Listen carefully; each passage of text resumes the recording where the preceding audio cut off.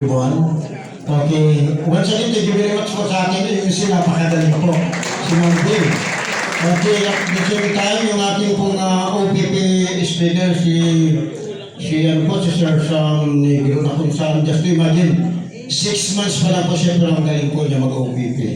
Napakasimple, di ba po? Dahil dito po sa atin sa Railway, ay napakasimple lang po. Napakadali intindihan. So anyway, I would like to introduce myself. Ako po si Rodolfo Cos from San Pedro, Laguna. Okay, so mostly, marami na pong nakakaano po nito na aking kwento. Pero po, para doon po sa mga first timer,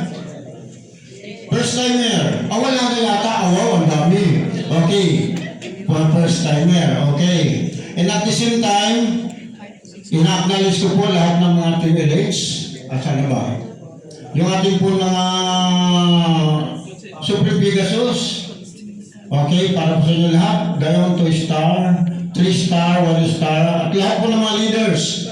Good evening to everyone. So, ako po si Rodolfo Cos from San Pedro, Laguna. Na-diagnose po ako ng ating skin problem. Ako tawagin po siya psoriasis or psoriasis. Ang psoriasis po ay wala po siya lunas. Instead na pabalik-balik ako sa dermatology for a matter of 10 years, instead na gumaling, mas lalo po lumala. Dahil iba-iba po yung cream na pinapahid sa akin, and at the same time yung iniinti ko po na tableta, iba-iba po siya. So, dumating po sa time na talagang lumala na. Dahil nga sa iba-iba po yung tinitik ko na gamot at saka yung cream, nung malala na doon na po, talagang lahat, all over my part of my body talagang too much affected na. Nung apektado na para halos nalalaglag na yung mga balat ko, na kung saan yung gustong-gusto kainin ng itim na langgam.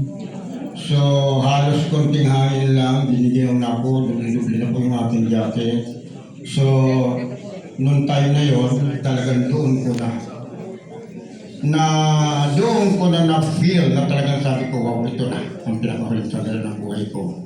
Until sa time na yung aking mga co-teachers, every after office hour, dumadaan sa office, sa bahay, hindi na sila makalapit sa akin kasi iba na yung aking amoy. So, nung time na yun, kasi alam ko naman may mga teacher ba dito? Teachers. Okay. Alam ko naman natin mga teachers po na pagka once na kinakapos tayo, saan po tayo pupunta kay London. Dito, London. Kaya, ang take-out natin supposed to be ay halos kulang na pag-revolving natin for 15 days. Okay. So, nung time na yon na talaga nagsapin ako ng palala na po yung aking skin problem, talagang wala na. Kahit na pag 1 kilo, hindi ko na kayang bumili kasi every 2 weeks dapat nasa dermatologist ako. Dahil pag hindi po ako nag-report, papagalitan ako ng aking doktor. Paano ka gagaling kung ikaw din mismo? Ayaw mo tulungan ang sarili mo. Okay. So, nung palala na yun, doon dumating po ang aking mga co-teachers, mayroon ng sobre. Naging na lahat na kapangalan, amount, parang hindi na siya ako noong time na yun. Bakit?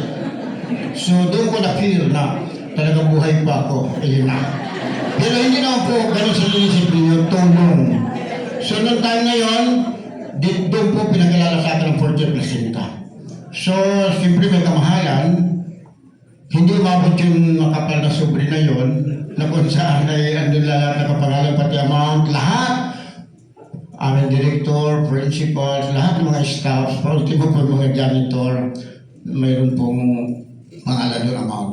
So, dahil kulang po yun, nakapag po ako nadagdagan ko ng konti sa madaling salita. Hanggang nakapag-provide po ako ng siyempre for the meantime one battle. So by thinking of that, pero bago po ang lahat ngayon, talaga nasa critical na ako, so sinabi ko na po sa family ko, Bunso, sabi ko na gano'n, kasi alam ko na yun ang huli sandali ng buhay ko. Sabi ko, Bunso, sabihin mo kay mama mo, pag namatay ako, ipag-remit ako, at within 24 hours, sabi ko, iyan ako dahil ayaw ko na pagkalisama ako. Ayun. So accidentally naman, dahil talagang may mission pa ako, dahil nandito nga ako sa harapan ninyo ngayon, so, ay dumating na po yung sobre. At hindi mo na for one battle. So, Nung nag-take po ako ng one in the morning and one in the evening, just imagine, halos mga 2 hours, 3 hours, yung hapdi na lahat ng sakit. So, halos nawala yun. Parang angga-angga ng pakiramdam ko.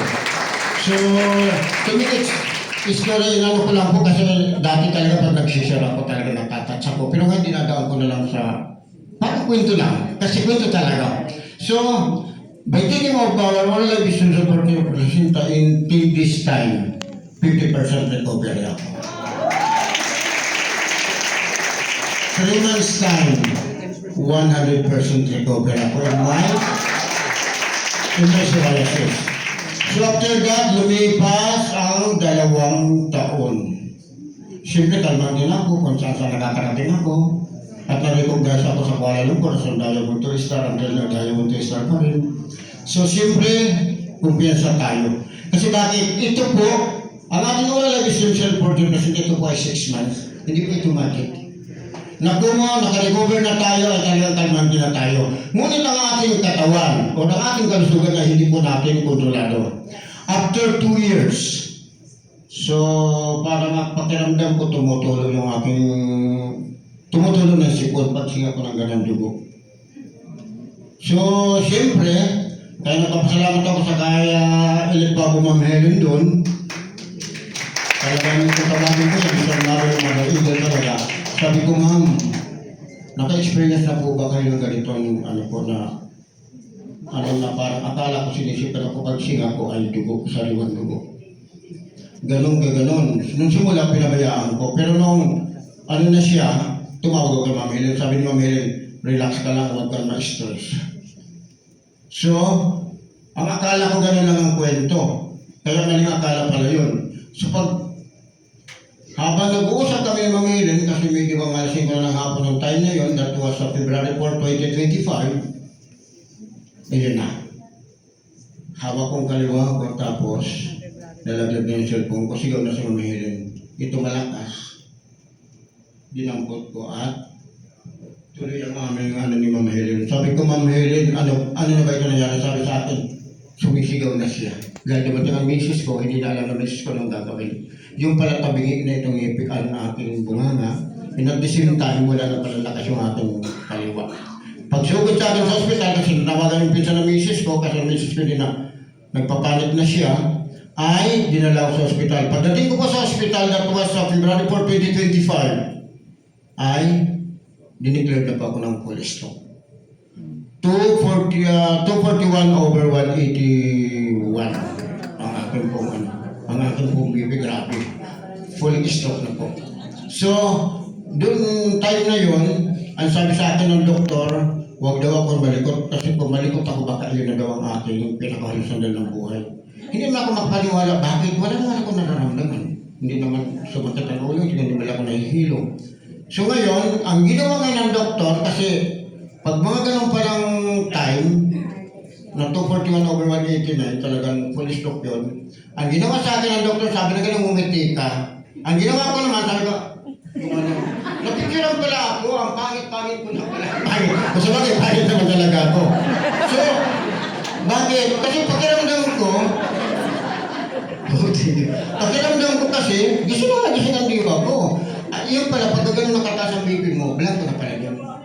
Pero ako, sabi na ganun ng doktor, naku kung lahat ng pasyente namin katulad lang sa'yo, masaya kami dito. Kasi ang iba, pag ganun daw talaga totally yung nakaka-uwi ng bahay. So, buti na lang po. Maya-maya, dumating na yung aking oral life system for the placenta. Pero umabot din ako siguro mga 2 hours, 3 hours dun sa ER. Tika-gala ko ng 4 na capsule ng for the placenta. Noong time na yun, hindi pa ako makapagsalita, wala na po itong lakas. Hindi na tulad sa totally talaga, nakaganyan na ako. Itong ano ko, hinawakan ko na para makaganyan siya, ang lamig-lamig na. So, by taking of our oral system for the placenta, 4 capsules na ganyan ko. Para lang po ako nagdahilan. After 2 hours, nakapagsalita na ako. Kasi bakit? Ay hiningan ako ng 50,000 Wala akong pa-deposit doon sa hospital na sugat. Kasi private, binigyan na kami ng endorsement para sa PGH. Pagdating ng ambulansya, lilipat na sa ambulansya kasi may ano na kami sa ambulansya. Pagdating ng ambulansya, sabi na ganun, siya halika na lipat ka na. Nagulat na lang ako, hindi na ako Pag ano sa wheelchair, nakatayo na ako. Pagdating sa ambulansya, sabi ng ambulansya, siya pasyente. Kasi yung pinsan kasi na misis ko, parang siya pasyente. Ay ako, medyo, siya pasyente. Sabi ko siya. Tapos sabi ko naman sa pinsan na misis ko, hindi siya. Sabi ng driver ng ambulansya. Sino ba talaga? Sabi na sa sige, pasyente. Umano na dyan sa kasi di ba may kama? Tapos sabi ko, okay. Sabi ko, sir, upo na dyan. Sabi na, ikaw talaga, puro kapalukuhan. May sakit ka na. Sabi ko, sino may sakit ako? Ayun. So, habang nasa ambulansya ako, selfie, video ko. Sabi ng driver ko, sabi ng driver, masarap mo talaga ito. Pagdating sa ito ha, ito ha, pagdating sa PGH, hindi ako binigyan ng wheelchair. Bakit? Hindi na ako pasyente. Naglakad ako papunta na doon sa doktor. Pagdating ng doktor, sabi ng doktor, sir, marami na kapila. Lipat kayo doon sa likod. Sabi ko, dito ako dinala ng guardia eh. Tapos pagka na doon binibigay ako, 130/80. Tinawagan na yun ang doktor to doktor. Bakit? Anong sabi nila? Kino-confirm na kung seryoso ba talaga na ako po ay yung seryoso na ganun polis ko. Totoo, sabi ng ganun, mag-ingat tayo kasi mawalan tayo kapares na lisensya. Ganun. It's not it. Dahil sa nagagawa ko ng 40 placenta. Alam mo po, kung walang 40 placenta, naku po, I don't know what will happen to myself. So maybe I'm under the ground or else kung buhay man ako ay maaaring bedridden. Just imagine, ano nagagawa ng 40 placenta? Actually, nung mga before nagsisira ako, medyo natatas ako. Pero ngayon,